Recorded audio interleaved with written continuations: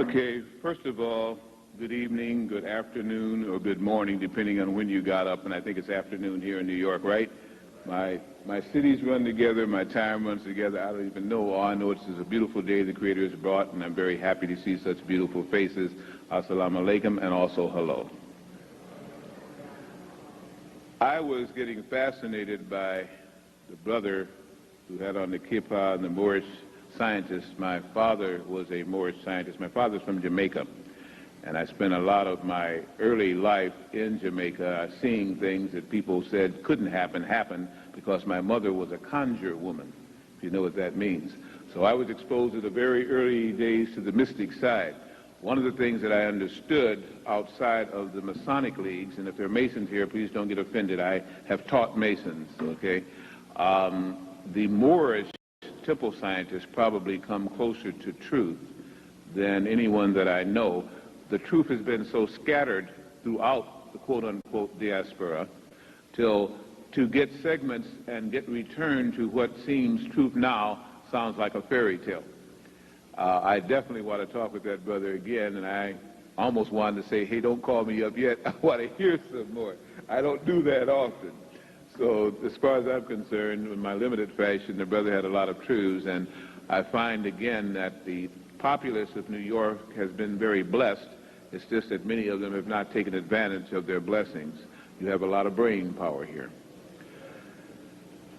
As I always start to do when getting into my presentations, I don't like to call them lectures. Lectures can be boring. I hope none of my presentations are ever boring. If they are, then I need to stop coming here. I try to give a little background as to where I get information from or how I reach certain conclusions before I bombard you with facts and entertain you with the humor that it goes along with my personality. I still find, I think education should be not so serious, especially if it's enjoyable, and I try to make it do both. So those of you who take notes and are bookworms and are researchers and so on and so forth, not all of this information comes from these books. Some come from pamphlets, some come from other sources, but in the main, again, these are books that would probably bring you the information you're going to hear until it gets to the very heavy psychic part. One is called The Redundant Male. The Redundant Male by Drs. Jeremy Cherfas and Dr. John Gribben and Cherfas. Another book is The Physiological Enigma of Woman. The Physiological Enigma of Woman by Professor Hilton Hotima. Professor Hilton Hotima. Another is The Great Red Dragon. The Great Red Dragon, again by Professor Hilton Hotima. The Sky People. The Sky People. Brinsley Lapoere Trench. Brinsley Lapoere Trench. The Star People. The Star People. One was sky, the next is star. By Brad and Francis Steiger. Brad and Francis Steiger. Man the Unknown. Man the Unknown by Alexis Carroll. Alexis Carroll. Let me also say that at the beginning, many females could save themselves a lot of physical problems by continuing what they did when they were very young girls, 3, 4, 5, 6, 7, 8, 9, and 10, standing on your head either once a day or twice a day for at least 3.5 to 5 minutes. I start that at the very beginning. I give you your $5 worth at this time.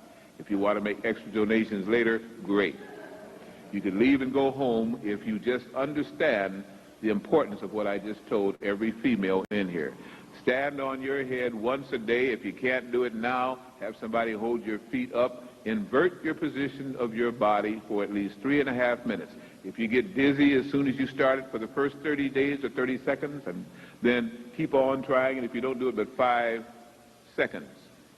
If you could invert your body for 3.5 minutes a day, which gets away from this tremendous gravitational pull on this planet, and all of the iron and poisons that are in the earth, and give you a chance to reverse those cell structures and let the blood, just like the River Nile, run backwards, you'd save yourselves a lot of problems. Now, that's the end of the lecture. It was good talking.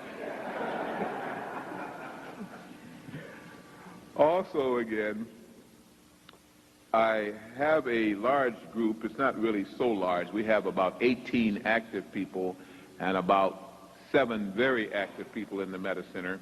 And then we have close to 200 members. I wish that I see them usually once a year during the so-called holiday celebrations. One of the ways that we raise money is selling the booklet of prophecies. Most of you have bought it. If you haven't, please buy it from me before I leave. It's $3.50. The booklet of prophecies. It lists the 34 prophecies for the United States. It's cross-reference between Nostradamus, Edgar Casey, Mother Shipton, who was a black woman, lived in Louisiana. She doesn't get the publicity she should have. She was an excellent psychic and prophet. Paracelsus, and a couple other people, and then the Holy Bible. I do that because most of us are more familiar probably with that book than any others, although I do understand the sophistication of my audience here, so I'm simply not denigrating, I'm simply sharing. Wherever we found those things listing a thing that seemingly was the prophecy once or twice, we listed it. We came down with all the things we could have said to 34 prophecies, 4 of which are my psychic ability in effect, and I hope that they are good and standard as the rest of them are. I don't tell you which 4 because then you say, well, those 4, Brother Blair, I'm not going to think about. I'll just go by the old masters. Also, we have a special earthquake insert which shows the 20 most earthquake-prone cities and why, the last time they had one, and so on and so forth. And around New York, around Buffalo, is listed. Also understand the prophecies said for these islands here. And understand that from 96 on, this will probably happen. You'll start getting in this year, 94, an idea of what's going to happen because everything that can happen will happen one time at least in 94. That means we're in for one heck of 1 year.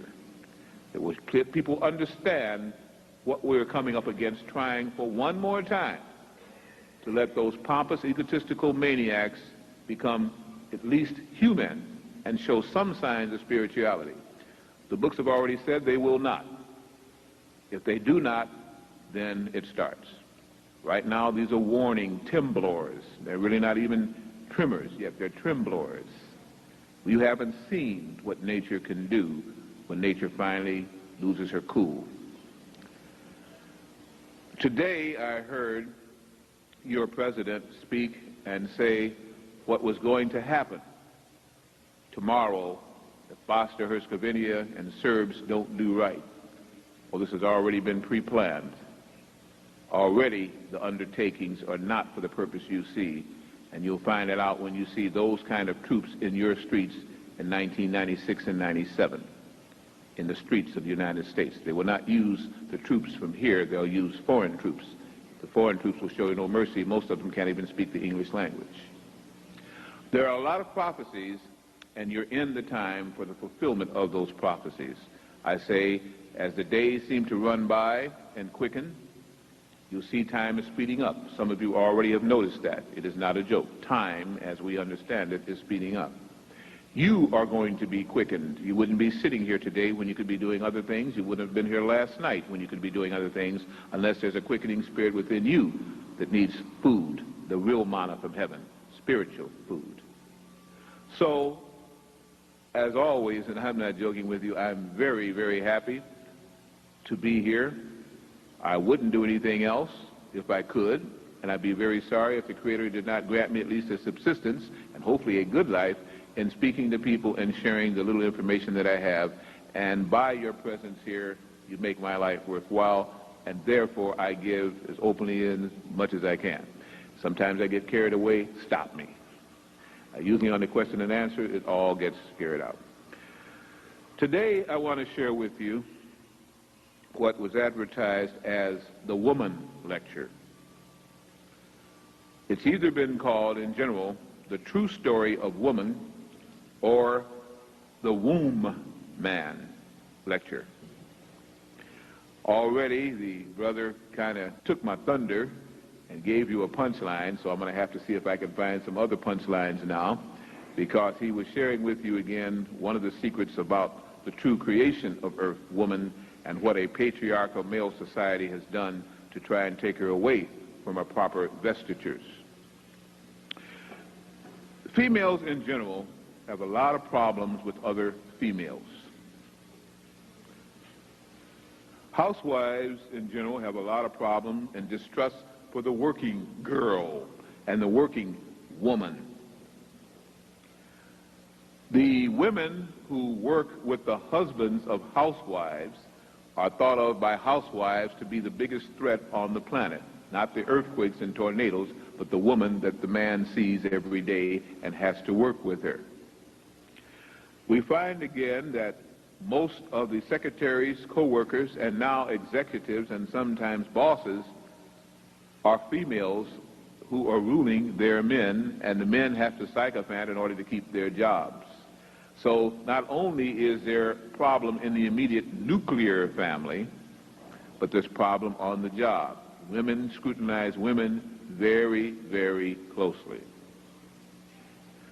The appraisal of a woman for another woman is such that I find men pale by comparison in their criticism or critiquing of either males or females. It takes a woman to tell you about a woman. But also there is a bonding amongst females that I don't find amongst males in general outside of the sports arena and fraternal groups. It is a mutual benefit and understanding what suffering is all about. Now, it's terrible to say that all females suffer, but if you listen to some of the conversations, as I've been privileged to do so, and have shared with you conversations as I would act as a panel organization or moderator for panels of women, every woman feels in general that she is put upon or has gone through pain that nobody except another woman could possibly begin to understand, and one of such pains, of course, is the miracle of childbirth. I have heard women say there is no pain a man can endure that rivals that of childbirth, and yet I see women getting pregnant all the time and looking forward to carrying children, so I say something's wrong, you're lying to me. There must be a pleasure that comes with that pain that is undescribable, because I wouldn't go through it twice. Somebody would get killed. So, not being a female, but admiring and loving the female, I say there are certain special things that you do and have that obviously you don't quite share honestly with the male, and so I've tried to pique your scenario by researching and studying you. Let me state also at the beginning that there are many ways now that women get on top of our society. White women, especially now, dominate our society. Black women try to dominate a society which has been usurped. Hey, so I want a new credit card to grow my credit. Now Experian can help me find credit cards with no ding decline. Now, these cards won't ding my credit if I'm not approved. And I won't spend time with that because most of you are more than familiar with the history, so-called black history, Afro-American, Kemetic history, interchanging with America. But I will say this. Whether it is sexual wiles or womanly ways, the woman usually gets her way in the long run with any male. It just depends on how far she's willing to go in mind or in body. But usually knowing herself, she can get her way. Why do I preface all of this first? Because it is now getting to be almost a crime to be a true female, to be a real woman. And those that strive to be feminine, whatever that means, and to be a real woman really catch it from others who feel that they don't want to be that type of female and a real woman. I say to you this, be what you have to be, and be it proudly, but but don't be hypocritical. Do what you have to do, but do it with the understanding that your consciousness is as good as anybody else's consciousness, and if you at least do that, when you pay for it, good or bad, you will know why you are paying for it. I did research, and I start off very basic. And I looked into the encyclopedias and the dictionaries, and I got the following explanation for the following words, and I share them with you. Woman, an adult female human being. Any problems with that? Most of you agree? At least we start out in agreement. Womanhood, the time or condition of being a woman. Pretty fair in comprehension, understanding? You still with me, all right? Girl, a female child or a young unmarried woman. But then I also looked up and I found out in Teutonic times, I didn't ask for this, I just found it, the word girl meant young boy. That interested me. I then looked biblically, and it stated, created from Adam's rib to be a helpmeet to man. And I thought about that, a helpmeet, and I said, how do they spell that? M-E-E-T or M-E-A-T? But since man is the dominant species on earth, and since man was supposed to subject and subdue, then the meats have to go under. Women is and women are the weaker sex. We all know that. Everybody's aware of that. And I'm going to read you some reasons to prove exactly what I just stated. I mean, I saw some turnings there, grimaces. You all are aware that women are the weaker sex, aren't you?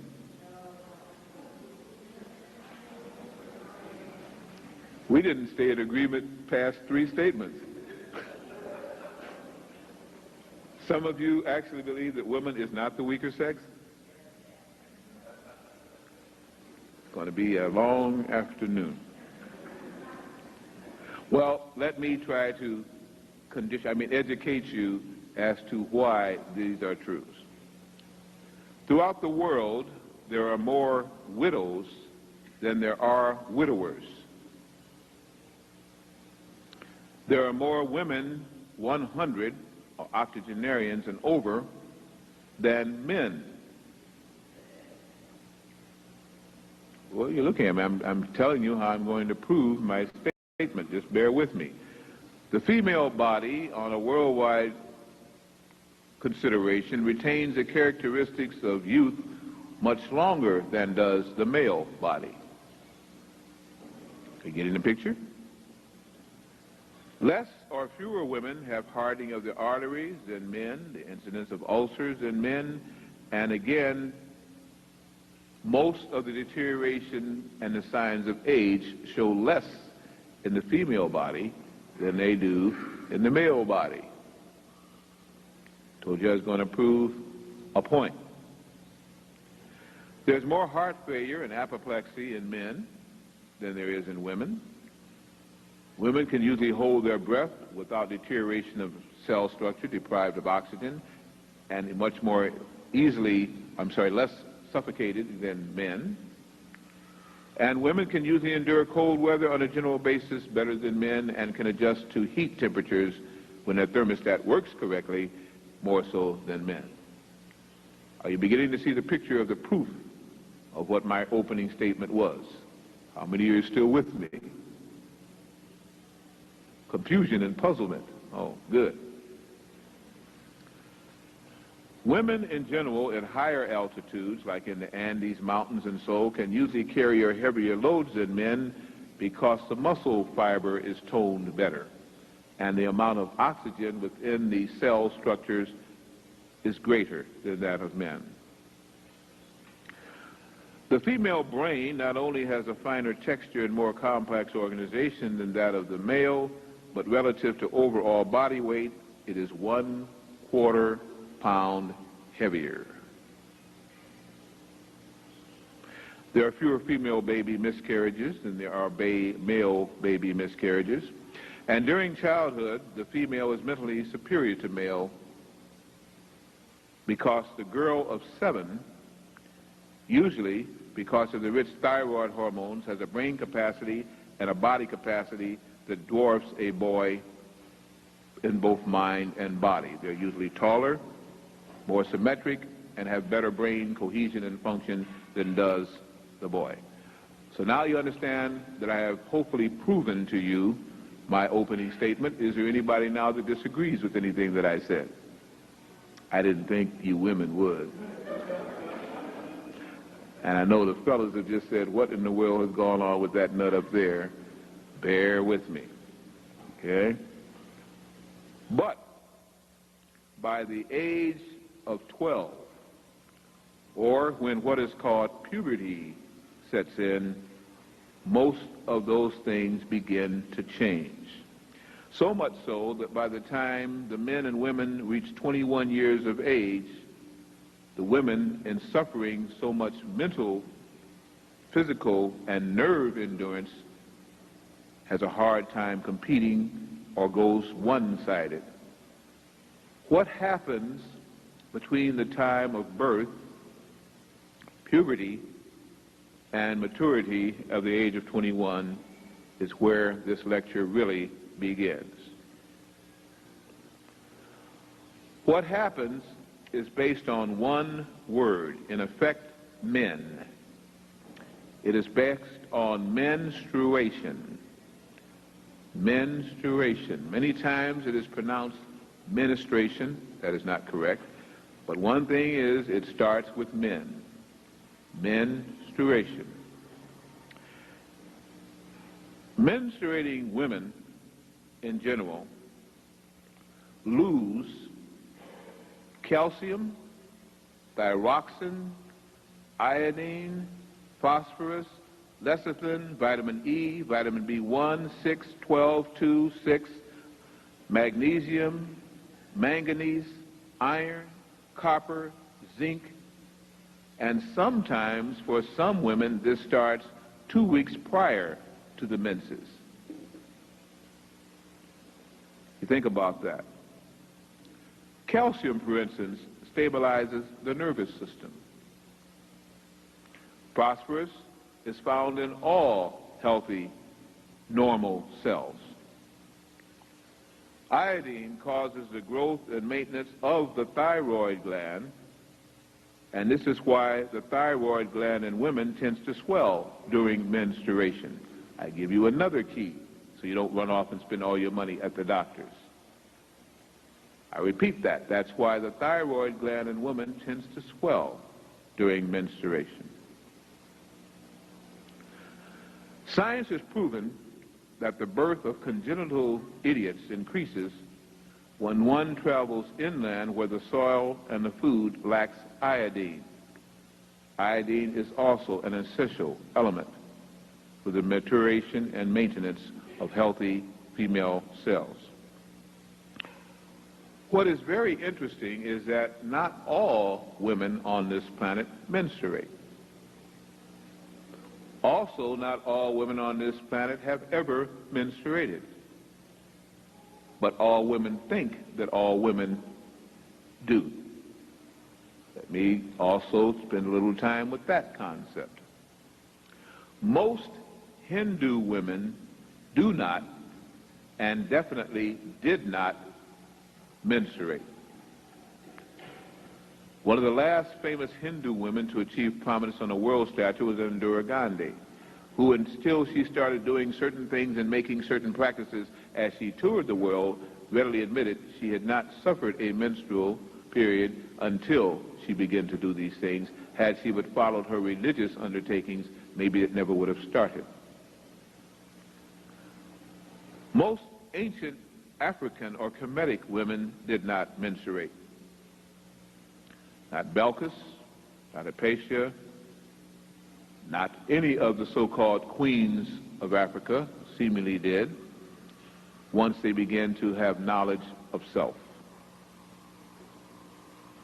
The Oracle of the Delphi, according to the Greeks, were a group of women who pontificated and led Greece through its heyday. It was not led by the warrior men. They did the fighting. The thinking was done by the oracles, and many of the oracles were females. They are said that the oracles did not mensurate.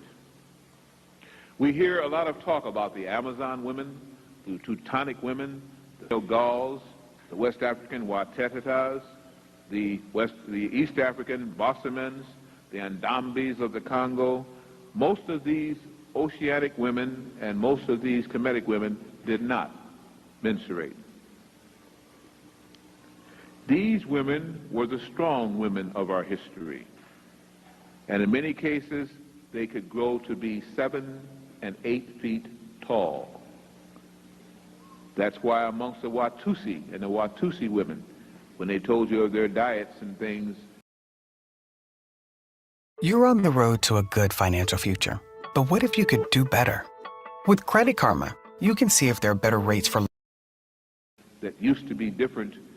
They have some of the most tall, or the tallest women and persons, in fact, on earth itself.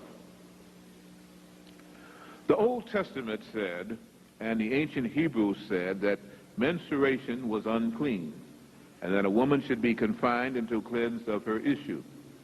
But understand again, a lot of that book was tampered with by a patriarchal society, and if you're not aware of that, I think most of you should be, then we have a lot of interaction that we could go through. With the advent of monogamy, and now I'm thinking about Africa, monogamy, by what we would call the Christian forefathers who wanted their church to really flourish,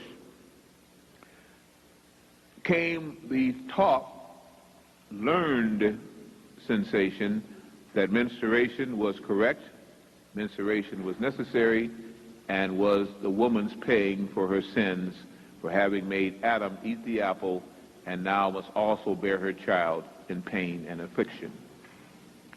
And many of you bought that, didn't you?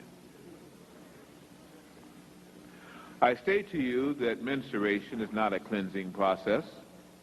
It is only the result of the deterioration of the egg, unfertilized, and that men have perpetuated a myth that women collectively have bought, and I can at least begin to forgive some African Kemetic women because they didn't have too much of a choice.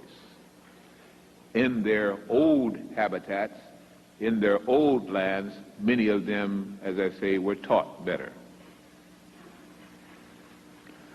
I'm going to now talk to you as adults, if I already haven't, and I hope again you will accept these things with an adult mind, and then on the Q&A, talk to me, question me if you will. The whites is a street slang for a term called leukorrhea. It is an issue, a secretion from the vaginal area which women sometimes suffer from. If the womb becomes catarrhal, has mucus, has a cold, the whites is one of the results. The inflammation of the uterine lining produces, in many cases, menstruation, and many things can cause that, as we shall talk about. The fluids lost in leukorrhea, or colloquial on the street, the whites, are important vital substances. Lipoids, alkaline lactates, natural sodium, potassium, calcium, plus brain and nerve foods in the form of lecithin. In fact, the mucous corpuscles present in leukorrhea are presently hemoglobin capable. What do I mean by that? It means that they are capable of forming human blood-carrying, oxygenating corpuscles. So not only does a woman then suffer the menses, but if she also has leukorrhea, she is constantly losing the ability to build life-giving blood cells, which anyone knows without that the body does what? Deteriorates. Some women are on a constant menses. And then you wonder why some women are very irritable, very agitative, anemic. They get dizzy and have migraine headaches and jump at the sound of a firecracker 20 miles away, which they think they can hear. If anyone suffered that kind of loss from puberty till death, I wonder again why women are not half crazy. There are some men and other women that say they are. I didn't say it. I say, faced with that loss, we could have a problem. I state that if the menses was cessated, if it stopped, if the blood loss and even the alkaline lactate loss was ceased and stopped, then not only would women be very strong, and they wouldn't be intuitive, they would be psychic, but they also could give birth to babies without a man being anywhere around. And there is the key to your problem and your problematic solution. You've bought into the coats lie, the white coats lie, the medical doctor's lie, which came about under a patriarchal system. If you start understanding the cadavers that were messed with in England and France at the turn of the 17th, 18th century, and experimentation still goes on. In fact, they, by law, are given under the caduceus the right to practice. And the practice is upon, in many cases, you as females. There was a theory called the Ovist theory, spelled O-V-I-S-T, pronounced Ah. It was proven, not postulated, I repeat, proven by Professor Jacques Loeb of Stanford University, that the embryo develops from the egg alone and does not require spermatozoon. Did you hear what I just stated? According to Professor Loeb, you can make a developing embryo to become mitigated and go into first, second, and third trimesters of birth without the need of the male sperm, under certain circumstances. The prevailing medical theory is one of epigenesis, and it says, again, that you must have the union of sperm and egg in order to produce and in order to get pregnant. Maybe. To start this and give it practicality, we have to go back to a basic concept that some people still are not sure about. I state that women had to have been created before men, or formed before man, because you cannot get a man from a man, you cannot get a woman from a man, but you can get a man from a woman, and you can get a woman from a woman, and think about that. Any problem with that statement, that compound complex sentence? I don't have one.